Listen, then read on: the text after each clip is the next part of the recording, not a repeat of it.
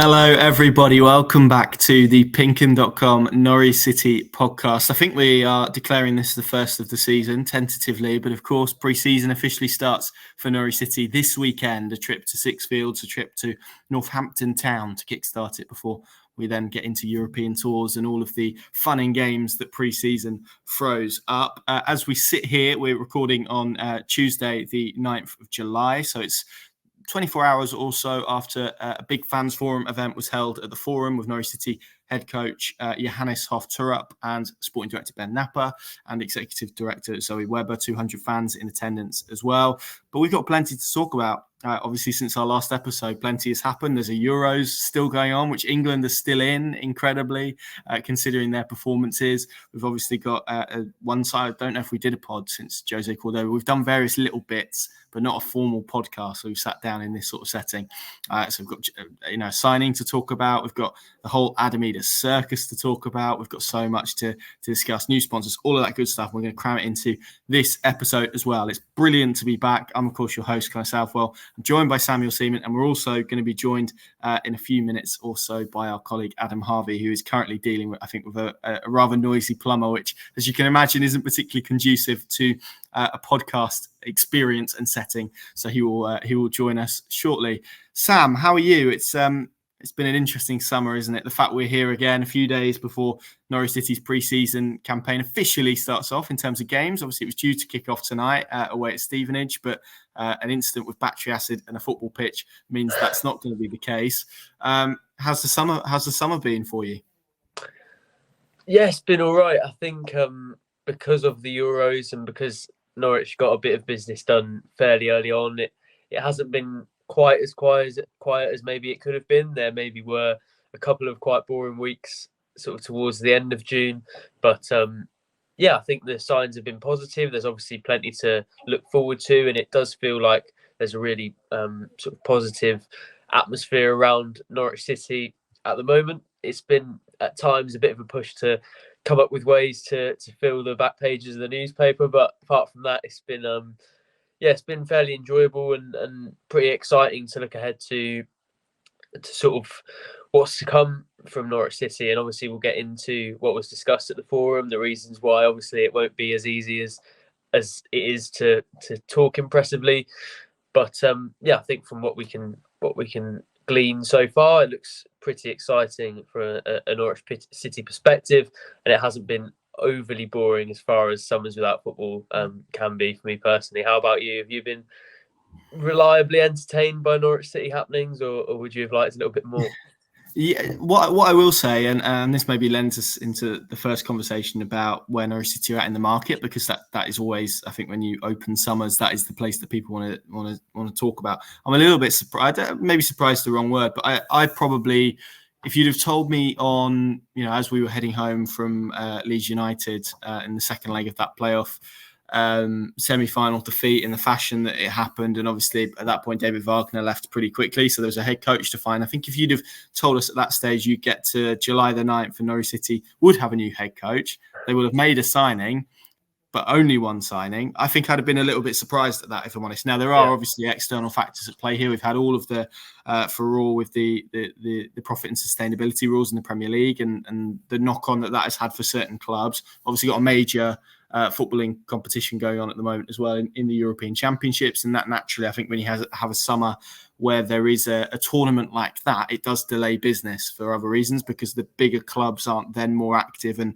we don't have kind of the trickle-down economics, and the market doesn't properly get moving, so to speak. So that is another interesting element as well. But yeah, have I been entertained? Not really. I think it's, I've probably got to that stage now where I'm eager for it to get back. I had a 2-week break in the middle of June. I feel quite refreshed. I'm ready to go again, and that means we can bring in Adam Harvey, who is free hopefully now of noisy plumber and knocking tools about and whatnot. But Adam, unlike me and Sam, you have had a very busy summer, haven't you? Because you've had a move and a house move and all sorts to juggle. Yeah, it's been pretty full on. Sort of adult life has really hit me, I suppose, in the last month or two. The house we bought is kind of a renovation setup job, so lots of tradesmen in and out kind of vibe, which for work purposes is not always the easiest, but thankfully it's been a fairly quiet window, I suppose, thus far. So maybe there's not been quite so many of these sort of live recordings to have to battle alongside. Yeah, we were just saying that actually, Adam, before you joined us, actually, that it's, I was probably might have caught the back end of that answer, but I was essentially saying that from my perspective, again, I don't know if surprise is the right word. That feels a little bit like the wrong word, but I guess it probably is the right word, that there hasn't been more activity. And that goes for inwards and outwards as well, to be honest. But I think what we're seeing at the moment is probably quite a slow market. It does feel like it's picked up a little bit. Interestingly, I can't remember who it was now who said it, but there was a sporting director somewhere who said that they even expected July to be pretty quiet from a transfer window perspective, and then probably for it to get moving properly in August. Are you a little bit surprised at how quiet it's been from a Norwich City perspective, first and foremost, but probably more generally within the wider market? Yeah, I mean, it has generally been a quiet window. I think, I think probably the Euros and the Copa America and the various tournaments that are going on has probably played a factor in that. Clubs are maybe holding off. That has come to an end. So yeah, it's one that I think probably is going to pull more into August now, and that's probably the sense that I've had from the noises you sort of hear around the football club.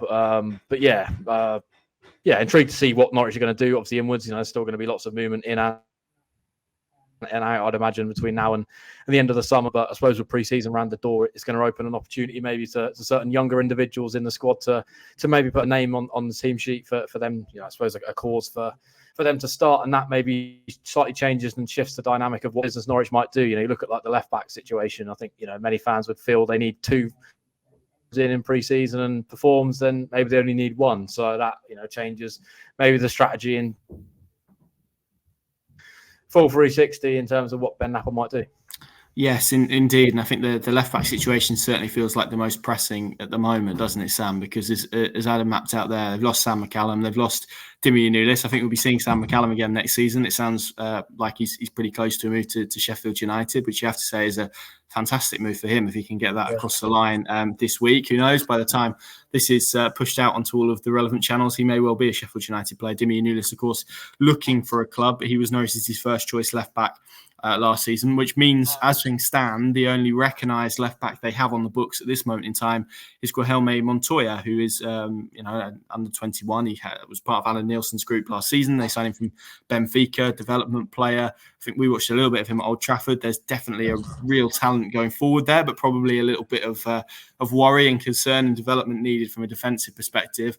And then I guess we're probably into the makeshift realms, and we're talking about players like Jakob Sørensen, who's done the job previously in title-winning campaigns, albeit with limitations in terms of progression of the ball up that flank, and then probably Kenny McLean, and we're really getting into uber makeshift territory there, because he has performed that role probably for 10-minute segments more than anything else towards the end of games. So that feels at the moment like the most live situation. I think it's interesting from what we gather. There's been lots of names mentioned, probably more around Martin Fraser than, hopefully I'm saying that right, more than anyone else, who was the left back who was at Nordsjælland under Torup, last season, out of contract. Lots of interest in him, it seems. I mean, he's playing a little bit of a waiting game, but it feels and sounds like Norwich have got targets away from him that they are moving on. So, and this probably begins and segues into a conversation about the forum last night, but it does feel like that at this moment in time is the most pressing transfer matter from an incoming perspective. Yeah, you mentioned that forum, and that's the first thing I'm going to reference, because Napper was pretty direct, as was Torup, both in the forum and in his interview with us afterwards, that they do want a left back. It was as open as I think we've heard him about almost anything in terms of specific targets and outlining areas that Norwich are targeting. I think ever since that release list came out, and probably even before that, when it was pretty clear that Sam McCallum and Dimitris Giannoulis would be leaving the club, that was something that fans were fairly worried about, and it was an area that they wanted the club to go and address in this transfer window. And after Jose Cordoba was signed and that position was covered off, it was such a clear and gaping hole in that squad that Norwich really do need to address. Napper said, as you sort of outlined, that they are pressing on with targets. It's not all about Martin Fraser, and he is the only name currently really in the frame that looks realistic and looks like it's from a genuine place of of reality. But he's clearly somebody who has a lot of options, somebody who's weighing up his options at the moment and probably could play at a higher level than the Championship if he wanted. So Norwich are looking at different players that they've got. As you say, Guilherme Montoya is a pretty exciting talent, especially in the sort of attacking sense. But I think there are probably some fullbacks from the 80s and 90s that would say that about all the fullbacks in the modern game. So in that sense, he's probably in tandem with a lot of the options that will be out there for Norwich. I think the Sorensen situation is one that people have brought up again because of the inverted fullbacks at Nordsjælland and the way that Torup used Fraser at his former club. But Fraser was still left-footed. There was still that balance in possession, and those passing lanes were still open to him on that left side. And Norwich would be losing that if they had a right footer there. Equally, you outline the problems with sort of Kenny McLean in there, or a couple of the other makeshift options that could go in there and cover. So it's clearly something Norwich will have to do. It's obviously very, very likely that they have a new player in that position in the building before the end of the window. And if they don't, then it won't be out of design. So, yeah, something Norwich are pressing on with pretty hard at the moment. It was good to hear those two key figures being very open and honest about it in that forum yesterday. And hopefully there's some more news before long, because it does feel like it's getting a bit urgent now. And with only sort of, a month now until the first day of the Championship season, it does feel like they need to get someone in sooner rather than later, really. Yes, and obviously the sooner, it goes without saying really, the sooner they do get somebody in, the quicker they are able to then work on that shape. Because if, like you say, if Torup does want to go down the road of playing as he did, basically a left back in build up as a third centre back and having him part as essentially of a back three, that's a very specific role. That's something that if you aren't taking Martin Fraser, for example, out of Nordsjælland, that's one that's going to require coaching and development and lots of information being shared and work being done. You need as much time as humanly possible. Obviously, you're restricted by how quickly deals can get done and players can move and whatnot, and that's the beauty of it. But I think it's interesting that I definitely have sensed a shift around Norwich's transfer activity from maybe an expectation that there would be quite a lot of churn to maybe now feeling like a lot of it will probably remain the same, and it will just be about some additions in key areas. You mentioned left back. I could maybe see a midfield one as well, and obviously Jonathan Varane was a target in January. He is a defensive midfielder. I think generally they lack probably specialists in midfield. By that I mean probably out and out number sixes and out number 10s, if that's the way that Torup wants to play. I think he's played usually a 4-3-3. That would make a number 6 a little bit more integral to what he wants to do than number 10. But it's nice to have those options. Just back on the transfer line, Adam, and it is about your namesake, Adam Idah.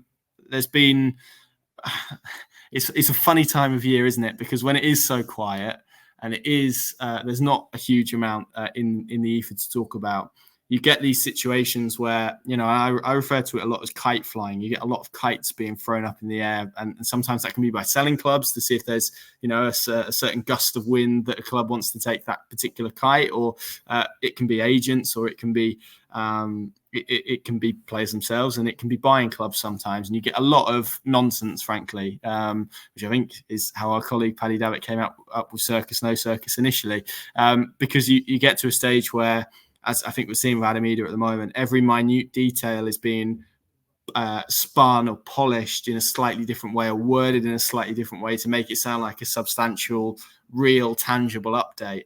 Reality is, for me, that you have two stages. You have a deal not being done, and you have a deal being done. And between those two spaces is a hell of a lot of room, and is a massive vacuum for stuff to be painted as being close. And what is close to some people isn't close to another. And it becomes a complete frenzy and saga.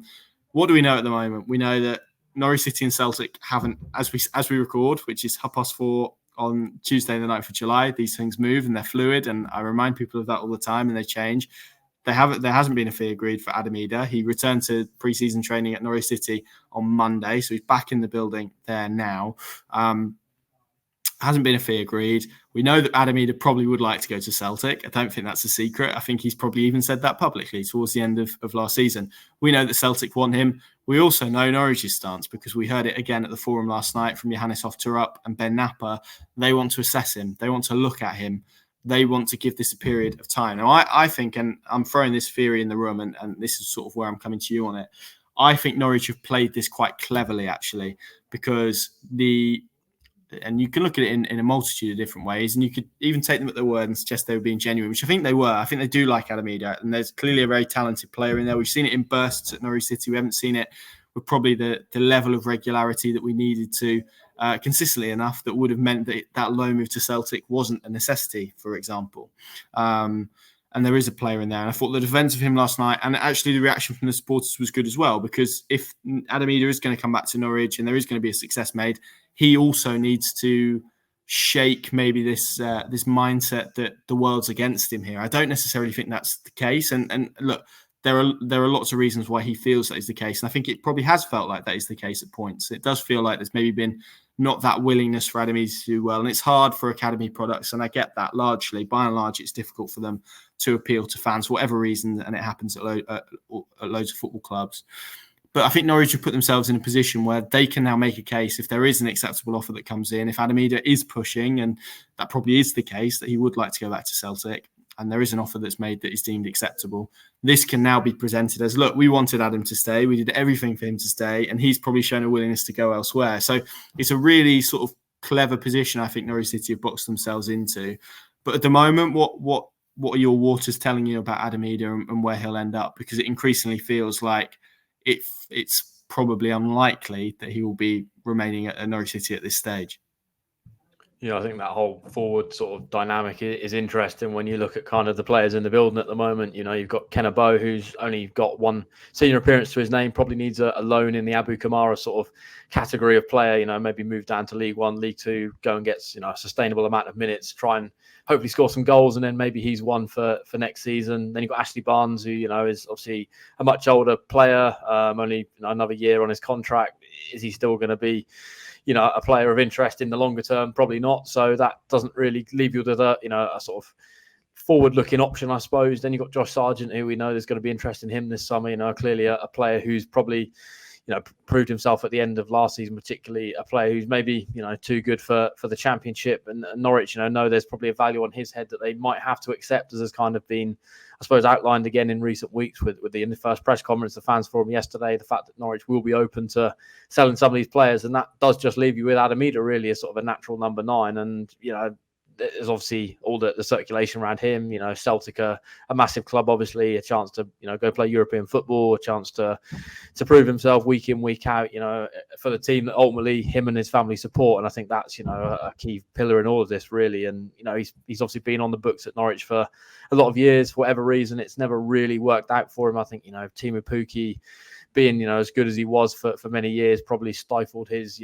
development a little bit. And I think, lots been made about that loan move and maybe not having it earlier. And ultimately, if Norwich can recoup, sort of a fee in excess of sort of 6, 7, 8 million for him, then I think that's probably a good sort of, help, I suppose, Norwich, going back into the transfer market and then maybe looking for a player that does have the desire to pull on the yellow and green jersey next year. And if that's not Adam Idah, then, as much as you might want to keep him in the building, and he's a player who's obviously, provided some really key moments, particularly last season. You look at like that win against Hull on the opening day, the Bristol City away game, Cardiff away game, plenty of moments, in games where he's clearly a poacher in the box. And, I think a player that I've always, really sort of tried to get behind. I think, at certain times he's maybe come under fire and under criticism a little bit unjustifiably maybe, and sometimes maybe justifiably. I think, there's probably a fair balance there in terms of that. But he obviously clearly feels that, the fans, the media, everyone maybe around Norwich City is maybe not treated him in a fair light, and you go up to Celtic and you're seen in kind of the light that he was maybe seen in the latter stage of the last season, scoring in big games, big goals. And, of course, I completely understand why for him would be a desire to move back there. And yeah, it's going to be one I think that's going to rumble on for quite a few more weeks. I think he's probably clearly a player that's going to be involved in Norwich's pre-season early doors. Let Johannes Hofterup have a bit of time with him, and maybe that will sway his decision a little bit more. If he can sort of paint a picture for him and what might be his season coming up, particularly if Josh Sargent, there's more interest around him, and then maybe he does become the sort of front runner to pull on that starting, being in starting 11, pull on that sort of starting shirt, and maybe that does change his thought process completely. So that's why I just think it's one to monitor. And even though I think at the moment you go on sort of the NCFC hashtag, and every day it feels like there's about 4 stories around him, and they're all different. And then you go on the next day and they're all back to the original story from the day before. So we'll leave it at that.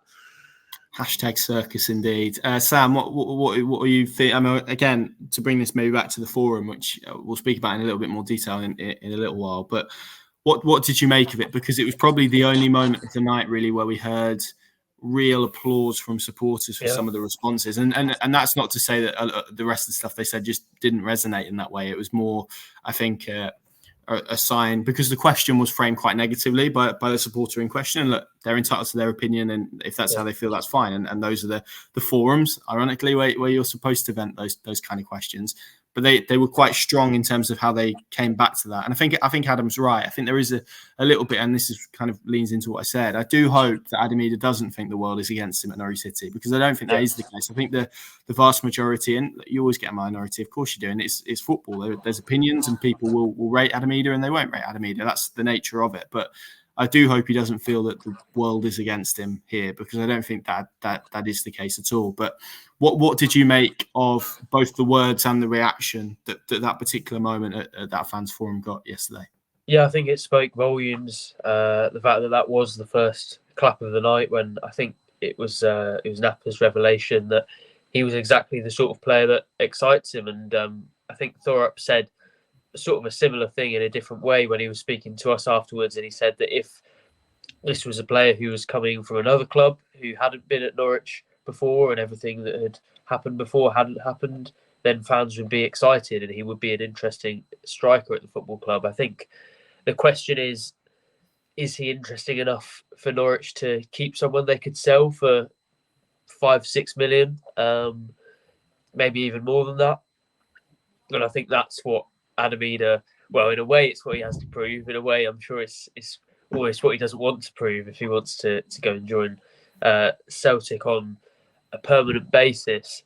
But it is a really interesting debate, because it's almost a sort of chicken and egg situation in terms of who's responsible for what's happened with Adam Idah. I do think there have been a lot of external factors that maybe he hasn't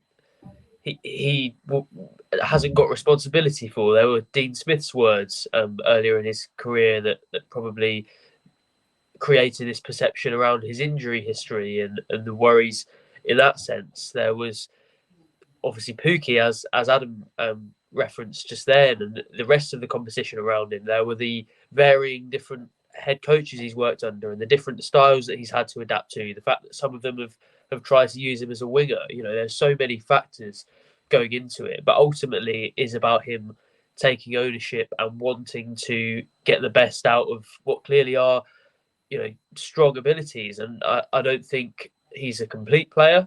If he was, he probably wouldn't be at Norwich, and he certainly wouldn't have been loaned out for the second half of last season. But equally, he's somebody who has a lot to work with.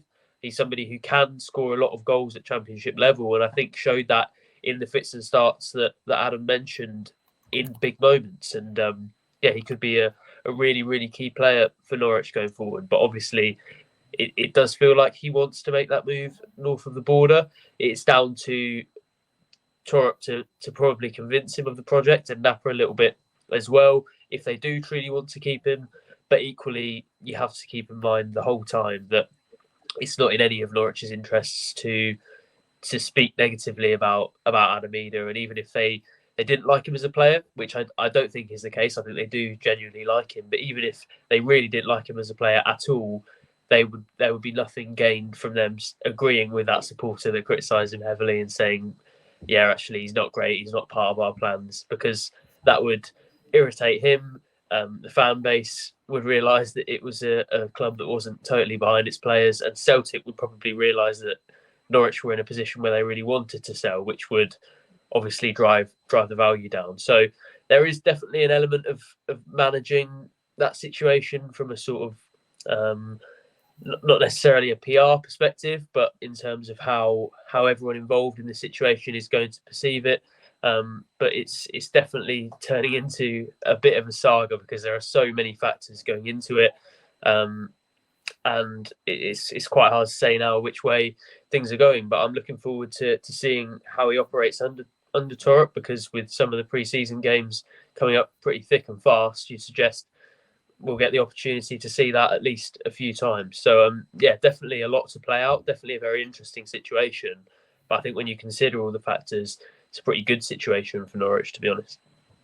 Yeah, and Adam, we sat here in July. Gabriel Sauer is still a Norwich City player. John Rose still a Norwich City player. Josh Sargent is still a Norwich City player, and of course that doesn't mean they will be crucially come the end of the transfer window, but that will still, I think, feed a lot of the enthusiasm and optimism which is around at the moment. I know that again there's been similar. How do I word this politely? Some interesting takes on Roma's alleged interest in Gabriel Sauer. I think I'll word it diplomatically like that.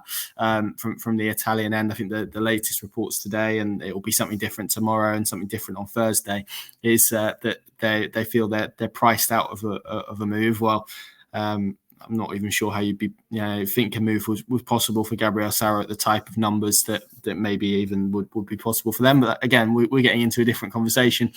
In terms of those three, and this probably sort of ends the discussion around transfers where we started it really, it's been really quite quiet, hasn't it? And I guess that is probably reflective of where we are at generally in this transfer window at the moment. Yeah, you sort of mix in all the tournaments, and then you sort of throw in sort of the financial, I suppose, restrictions now in terms of football, and clubs maybe in the Premier League being stung over various issues, and I think that probably all plays into it. And obviously, from Norwich's perspective, they want to try and hold on to some of these players for as long as possible to drum up prices, probably drum up interest, and as much as they've spoke about kind of the need to sell, and that's kind of the opportunity then to dip back into the market. Also, Norwich probably don't also have to sell these players. There probably is a segment of the fans that would like them to try and hold on to as many of them as they can. I think ultimately these players will depart. Some of them, they're going to be interested in them and Premier League interest, and maybe moves further abroad. And I think when you factor all that in, then they will, come the end of the window, have certain players out of the building. But I also don't think they need to panic.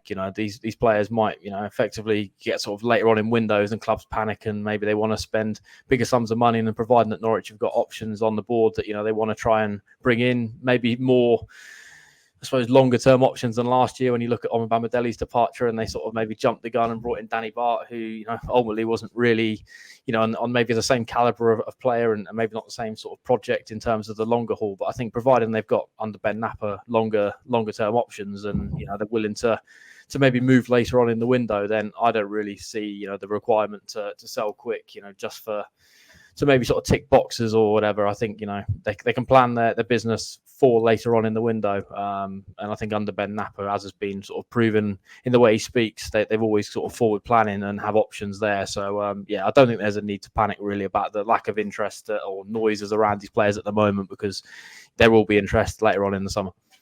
Yeah, and I think we've said this a few times, but it's always good to say it in a pod setting where, again, this is kind of the first one of the summer that we've done really for certainly a while, but they will have to sell at least one of those, if not more, this summer, because they've lost parachute payments because of the financial situation, which I think was described as solid by Zoe Webber on Monday night, which felt, I don't know if diplomatic's the right word, but and it's good to hear, obviously, that the finances are in a good place. But there is always that necessity on Norwich, but in general to sell talent. So yeah, we'll see what happens on that front. But Sam, we were at the fans forum last night, I think, and it was really good actually to speak to a lot of Norwich fans. Not just speak to them, but see smiles on faces, to see some optimism and enthusiasm after maybe what's been quite a tough 18 months. And look, this is the easy part, isn't it? Because no football's been played yet, so you can be as optimistic about it as you want at this stage.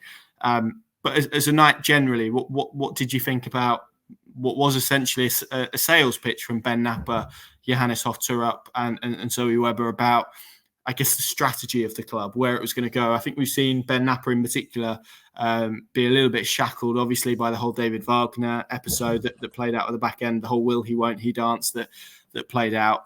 This felt like really maybe the first, or probably maybe the second, but probably the first one for the fans in terms of in the flesh. He obviously did the press conference where he's able to speak a little bit about it. But this was his first real opportunity to lay out his Norwich City master plan, I guess. So what did you think about it? How did you leave the forum yesterday, and what were your thoughts around what was said? I didn't feel there was loads of new stuff. I think most people who watched that press conference in full, and most of the interviews that the pair of them have done recently will have taken away similar messages to what they did previously. But I think the factors that you mentioned in terms of the in-person situation, the sort of up close and personal feeling that there was, because it wasn't just a sterile situation as press conferences can be, and it wasn't as tense as maybe some people can get when they know that there is very much a lot of eyes on them and a lot of coverage going to come from it. So I think it did feel a bit more relaxed, and in that setting, I think both Napa and Torup thrived, but especially Napa. I mean, he was going around for a good while after the end of the actual sort of Q&A forum section, just speaking to fans. And although obviously volume-wise, that isn't going to be amazing for spreading the word to a football club which packs 25,000 fans into its home ground every other week, I thought for the fans who were there, they will have taken a lot from it, and they will have been very encouraged from it, as both it seemed on the night and as they've said sort of on social media and speaking to them afterwards. So yeah, I think for those who were there, it would have been very, very encouraging. I think for the objective to get fans on board and to tell them what this new project is all about, it was good news on all fronts for them. And there were a couple of themes that I thought were maybe slight variations on what we've heard, and obviously we'll go on to speak about it a bit more, but I thought one of them was the focus on a Premier League future and how Norwich build to be sustainable in the Premier League. And although obviously it's going to be very difficult for Norwich to compete for Championship promotion and get out of the Championship this season and going forward, it will take time and it will take a lot of skill from the players, Torup and Napa, and probably those above him as well.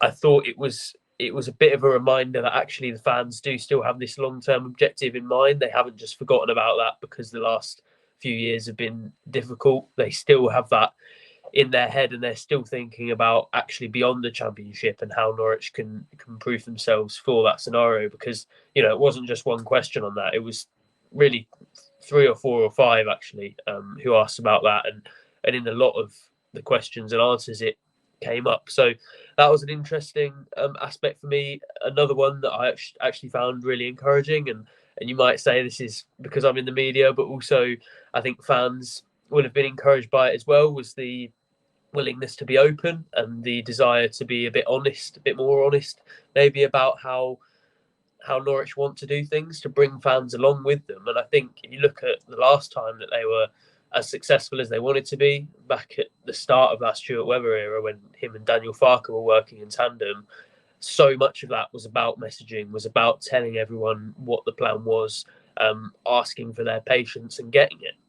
So yeah, I think that was a really encouraging theme that kept cropping up, not necessarily in the questions, but in what the panel wanted. And that was really encouraging. But overall, I'd say a lot of the messages that maybe we've heard before, but embellished on a little bit more. I don't know if embellished is the right word, but expanded a little bit more, and maybe in a bit more of a relaxed setting, which I thought was quite refreshing.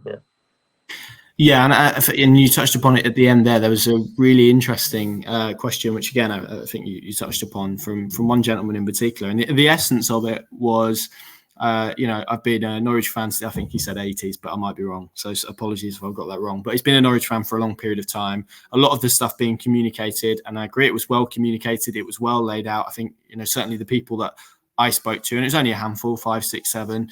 When you asked them how they went, they highlighted Ben Napa. They thought that he had a really strong evening. If that's not that we're sort of in political debate kind of territory, but that was kind of the response that I was getting. Wasn't Ben Napa impressive? I was really impressed and encouraged by what he had to say. But there was one question sort of towards the end, and it was, I have heard this before. I have seen this before.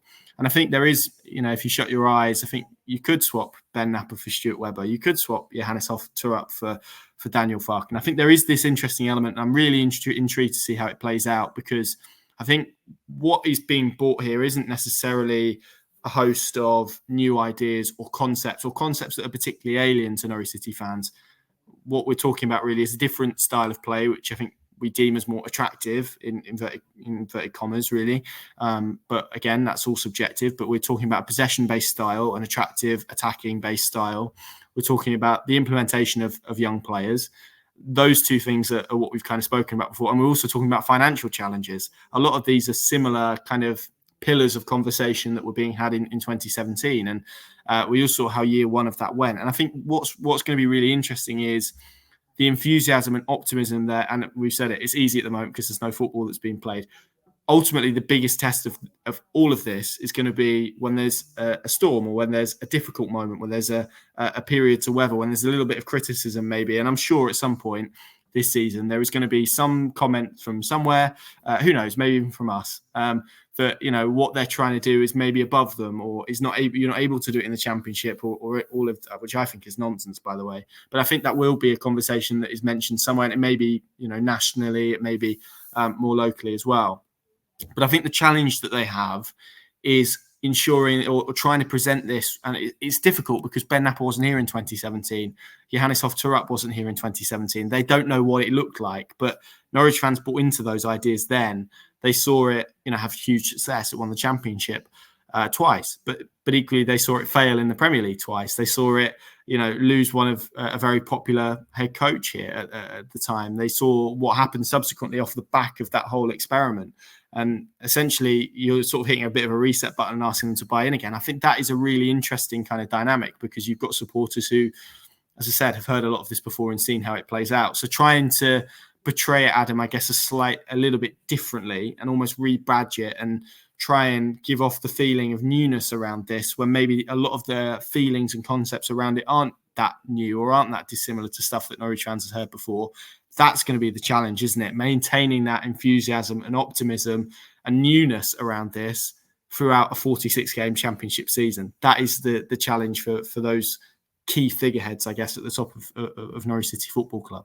Yeah, I think sometimes in life you can be resistant to change, but I think when you look at kind of the product that was before, there, mate. There's a t-shirt. Yeah. You look at the product that was last season. Generally, even when results were going well, there was criticism because ultimately the product on the pitch wasn't what the fans wanted to see. So I think now it's about moving forwards. If they start to see something tangible that they can get behind, then I think, even in those tough periods, providing the messaging is correct and the communication is good, then I think, most fans would willingly accept, a difficult period if it means that, what happens the other side is going to be really positive and it's something that they really want to see, with their football club, in terms of the culture and in terms of the product they're seeing on the pitch and in terms of the fan mood and all these various factors that make football good, when it's good. And maybe if these things aren't so good at different points, it's what makes it feel really, really bad. And I think you look at Daniel Farke in the first season when he arrived, everyone was really upbeat and really excited. And in that first season, there was some really tough runs, and even maybe into the start of the second season,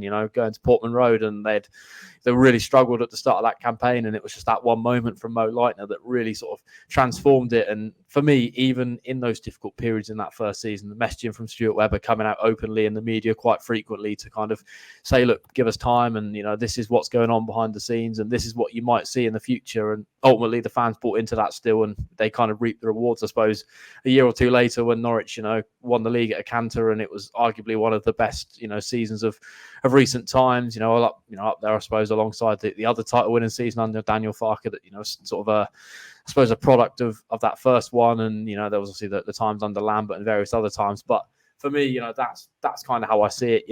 If it doesn't go well, providing that Ben Napper is out there, or Zoe Webber, or the Atanazios, or Turrup, continues to keep himself in good regard and speak positively in the media, then I think fans will, a young progressive coach, a young team, players coming through the academy. I think all these various factors that maybe last season weren't there to see, that even when things were going well, fans weren't on board with it because they didn't see that pathway maybe for younger players or whatever. So yeah, I think there's a reason to be positive, and even when things won't maybe, this during the season when there is kind of these ruts and it's difficult, I think fans will still be positive, because ultimately they've got what they wanted.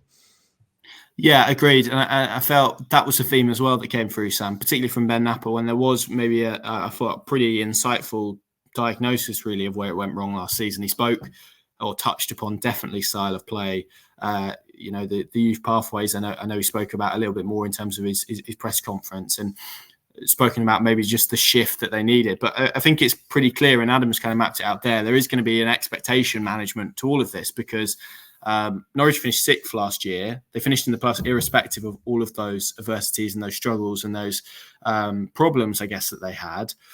It's not as simple as, one head coach and everything's fixed again. There's going to be other areas that are going to need to develop and improve over a period of time. And you look at actually the remit that Torup has got, it's very different perhaps to what Wagner had, to what Smith had, because he's having to implement a very clear style of play.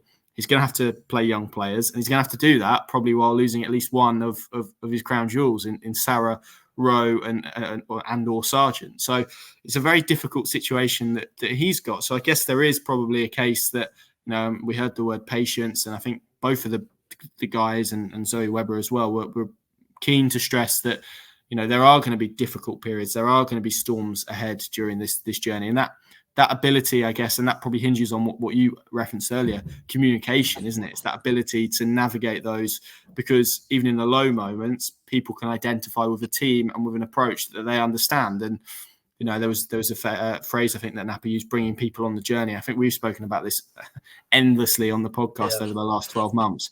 It feels like such a minute thing, and not everyone enjoys doing it, but those communication elements with supporters, absolutely massive to get you buy-in in those low periods as much as to ride those waves in the high periods.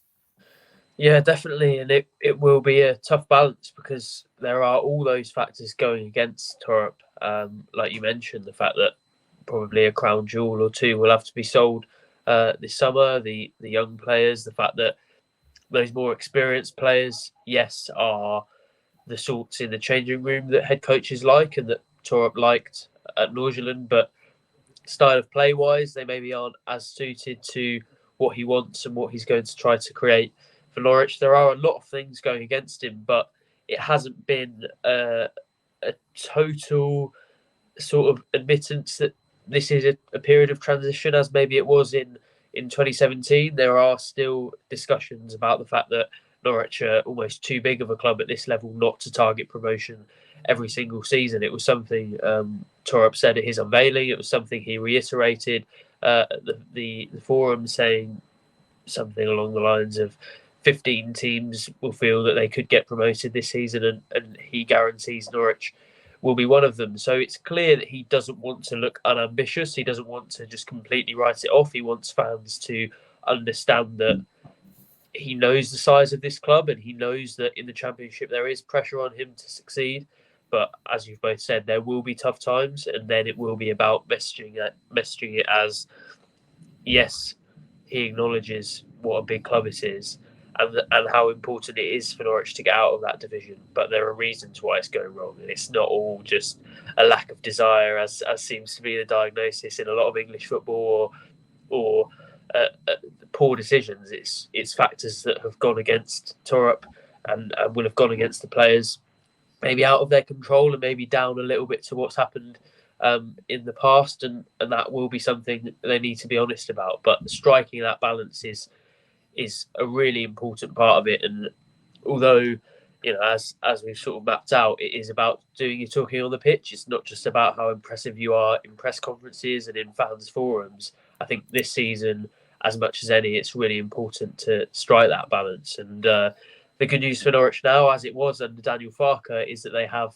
a head coach who clearly is really very good at that side of things. And if they've got a sporting director who maybe isn't expected to do as much press work as his predecessor did, then they've got somebody fronting it up who will speak to the media 2, 3, 4 times a week and seems to be pretty good at doing it. So I think they're in a good position in that sense, but it definitely will be tested a little bit more than maybe it has been in this summer, where there's nothing to try and explain or to fight against. So that's a situation that I'm keen to see how it develops.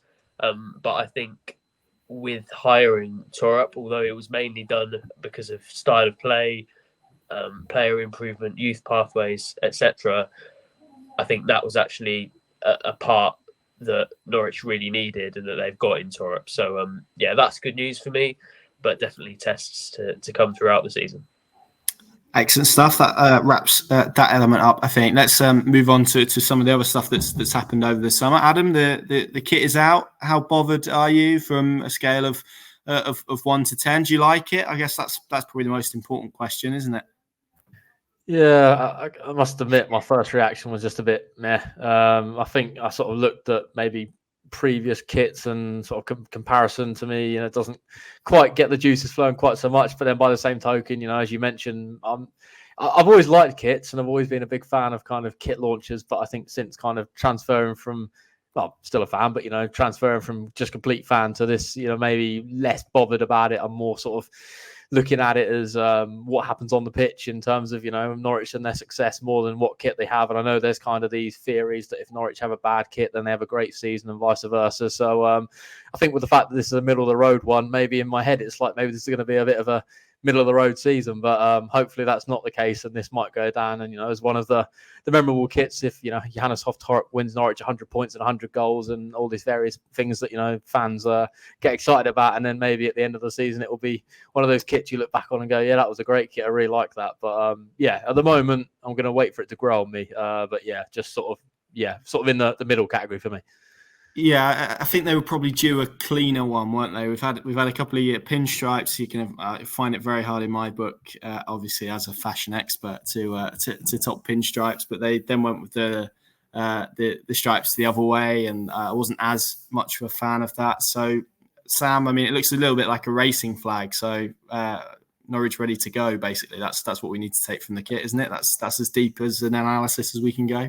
Yeah, they need to start hiring you to do their PR campaigns, mate, if you're coming up with such fantastic stuff as that. No, I think, I don't know, I think they could have gone harder on the checkered element, because I actually do quite like that, but you can't really see it unless you're within 3 meters of it. And when I actually first saw it, until I had a proper good look at some high definition images, I thought that is a yellow and green ringer t-shirt, that. So, it's all down to personal preference. I don't claim to have a more valuable opinion than anyone else. And as Adam said, I think everyone's perceptions of it will probably be decided by what happens on the pitch. So, I'm looking forward to it, and maybe you can offer them your fantastic kit slogans for next season if they're looking for some. Well, look, if they want some advice, they only need to pick up the phone. I'm sure they won't. One thing I did want to mention around the kits, that is the fantastically jazzy goalkeeper kits, and they are. From what I gather, like flying off the shelves. I think you look online in the Norwich shop, and a lot of the sizes have sold out. And it was interesting actually, because my 4-year-old is of an age now where he's quite enthusiastic, less so about football, but more so about kits and wearing football shirts and that kind of thing, which is great. So I took him into the shop at Carrow Road on Saturday. So when it came out, I said to him, look, home shirt, there it is. You can either pick that one or you can wait for the away one or the third one. And trying to then explain to a 4-year-old what a third kit was quite an interesting experience. But that's another story. So we were sort of walking around, and then he sort of stopped, and you can see it. You can get a sense when at that age they see something they want. And he'd seen the rainbow goalkeeper kit that was hanging up, and this is like they're not home away third ones, are they? I think they alternate, but this is like the first one on the image that you saw, the rainbow one as opposed to the pink one and the other one. And he was like, yeah, that's the one I want. So he ended up with a goalkeeper shirt. So if that is any indication of how popular they are, then we'll see. But Adam, you've got to love a jazzy goalkeeper kit, aren't you? Even if you're a bit like me, really. I saw the kit and went, yeah, that's fine. And that is not a glowing endorsement, I recognise, but I think as long as it's not a shocker, then you're going to do okay with it, aren't you? Yeah, I think, it's a bit of a mixed reaction. I saw it and was like, yeah, these are really cool. I quite like these. Yet one of my good mates is a Norwich fan, sent me it straight away and was like, that is absolutely hideous. So I think, that's kind of the the Marmite sort of nature around kits, I suppose. But I can see that being a seller maybe for when you sort of see these people in Glastonbury and all these various other places in sort of football kits, and you get these sort of spotter accounts, I suppose, on Facebook or X, and they're like, this Norwich shirt at Glastonbury 2023 or whatever, or 2024, and I can see that one being one next year that will be all over that. It fits the kind of vibe. Not necessarily going to go out of my way and spend big bucks on it, if I'm being honest. It's not something I'll be wandering around the streets in, but I think if you're that way inclined, then it's probably worth a punt, and I look forward to seeing Angus Gunn in it, hopefully on the opening day of the season. Yeah, and obviously the big question is whether these things actually matter, because I know there was a theory in the 90s, wasn't there, that usually basically the brighter and more wacky the goalkeeper shirts, the more likely it was to put strikers off. But whether there's actually any scientific basis behind that, I don't know. Sam, and if the kit is of met with ambivalence, then what about the shirt sponsor? Because that's changed as well. We've gone from Lotus to Blakely, which obviously is a fashion expert. I know all about their wonderful line of clothing. Do you care? I guess that's probably the question. It's a local business, which is always nice. It's always nice to see them straight away. And to be fair, I think they're pretty public with their feelings on gambling sponsors, and they said as a club they probably wouldn't go down that avenue again. And interesting, I think some of our news guys spoke to Gareth Newman, who's the CEO of Blakely, and he said that I know there's a perception that maybe that this is a lesser deal. From our understanding, that isn't the case, and I think he's made that pretty clear as well. But what do you make of the change, if anything? It's okay. Sometimes you don't have to have an opinion on everything. I don't really care. So it's no, I don't care loads. Being honest with you, but I think those two elements that you've mapped out are positives in terms of the fact that it's a local business. Always nice to see that happening when probably it's a bit less common in the modern world of football. Also, the fact that it's not only not a gambling sponsor, but not really exclusive in any way. I don't think there are going to be too many people so offended by the sponsorship of Blakely clothing that they refuse to buy a shirt on it, a shirt with the sponsor on it. So that's some minor good news in that sense. I had actually heard of Blakely before because I'm a great Taco Bell fan, and they're moving into the shop that Blakely used to have in the city centre. So that's what I'd heard of them before.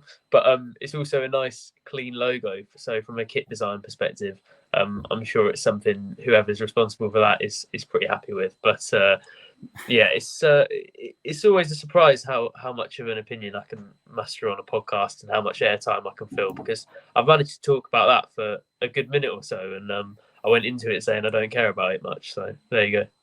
Do you know, we obviously did we broke the story that it was going to be Blakely, and I remember sort of asking around my house, and I've sort of asking. So I've got three sisters, and asking my dad and asking my dog, any those sort of people, whether they'd heard of them, and my mum was the only one who said she had. So and it's been interesting actually, because the initial reaction was a bit like, well, who are these guys? And to me, that's like, well, yeah, that's why they've done it. It's advertising. That's the way of the world, folks. So yeah, well, it's a good deal for them, I'm sure, because they're going to get lots of publicity, and it's great for Norwich to attach themselves to a local brand. Beyond that, I've got no major thoughts on it at all, really. And we've spoken about it for 5 minutes or so, which is great stuff. Adam, first pre-season game on Saturday was due to be tonight, but that obviously hasn't materialised because we're sat here speaking remotely rather than speaking at a game. Excited pre-season? I mean, what are your thoughts? It splits opinion, doesn't it? Some people really like pre-season. Some people shrug their shoulders at it. I understand both sides, if I'm honest. I quite like pre-season. It feels like one for the sort of football geeks, I think, anyway. Yeah, when it's a 90-minute game, I'm all over it. Agreed. When it's sort of these 180-minute games or whatever, then no, that can be canned straight off, because as much as I love football, it just gets to the point where you feel like your whole day's being dragged on by players that probably won't even be anywhere near either team's first team at the start of the next season are playing for 90 minutes. And as much as I suppose it's good value for money, it kind of loses, I suppose, the feel of a proper competitive game, even though I know it's not, that sort of 90-minute feel. And you kind of want then you get the result after 180, you get results after 90 minutes. It all just gets really confusing. But in terms of this pre-season, I think I'm probably more excited for this one than maybe, you go back last year and sort of previous years, maybe the ones under Dean Smith. I think sort of, we spoke obviously at the start of the show, maybe about kind of the optimism that fans are feeling. I think, even us, in the jobs that we're in, we're kind of feeling that optimism as well. It's something completely new. It's something completely different. The brand of football that I want to see, Norwich fans want to see, you guys probably want to see. I think, it's all been spoken around now for probably the last month or so since, the appointment. And now is going to be the first opportunity to kind of see the signs of that growth throughout pre-season. And, I think for me, they've got some pretty good tests in there. I know Northampton, are a League One side, but then you look at kind of the more calibre of sides they've got, decent European opposition in Bruges and Liège and Hoffenheim and St. Pauli, obviously now been promoted to the Bundesliga. So for me, it's, going to be an intriguing sort of couple of weeks leading up to the opening game. And, you can't read much into pre-season, in terms of maybe the results or anything, but it can give you that kind of clarity over the style of football and maybe which players might be up for the task and which ones won't be. Or, you sometimes get players that knock on the door and get themselves in the fold. So intrigued to see, I suppose, what's going to come of that. And hopefully there'll be a few of these younger lads that can also make a claim, because, for me, I'm always been kind of a big advocate of youth players, I suppose, and seeing academy products. And I think, that feels like a good opportunity for the likes of Montoya or even Kennebo. If there is going to be this noise around Sargent and Idah, then, who knows? Maybe, I spoke maybe, about him maybe going out on loan, but if he proves himself in pre-season, then, why not on the opening day, he might be involved. So, I am looking forward to it, and not going to read too much into it, but excited to the sort of various places we'll go, new stadiums and stuff. I think never been to Six Fields or had much joy of going to Northampton. I'm sure Sam's going to be telling me all about it on the way down on Saturday. Looking forward to my trip to the sort of the nice place of Northampton. Not much exciting I can tell you about Northampton, to be honest. Having spent 17 years in the area, I still can't pick out any landmarks. But weirdly, it's actually my first time going to the Six Fields football stadium, even though I lived there for so long. Like, I've got friends who have played there. I've been to the rugby stadium there, but just never been to the football stadium. They have been mostly sort of League Two in the time that I was living there. So, there's justification of me being a glory supporter of the mighty Norwich City. But yeah, I don't know if I can tell you too many amazing things about Northamptonshire, even if it does feel a bit like home to me, and I am looking forward to the football this weekend. It's that's where it all begins again. And of course, we'll be there at Six Fields on Saturday, bringing you all your usual coverage. We'll have live team news. We'll have match reports. We'll have, we'll have all of those good bits and bobs as we try and shake off some of our own cobwebs after a month or so away as well. And then, of course, we'll be out in Belgium. We'll be going to Austria as well. We've got some brilliant stuff planned over the summer, and we will bring you, hopefully, pretty much near enough every kick of pre-season, and hopefully you can all join us for that as well. Thank you for watching. Thank you for listening. We're hopefully going to bring these back now with a bit more regularity. Now the football's going to start up again, and I'm sure we'll have plenty to talk about in terms of transfers and all of that good stuff as well. If you're at Six Fields, we'll see you there on Saturday. And if not, enjoy the rest of your week. See you soon.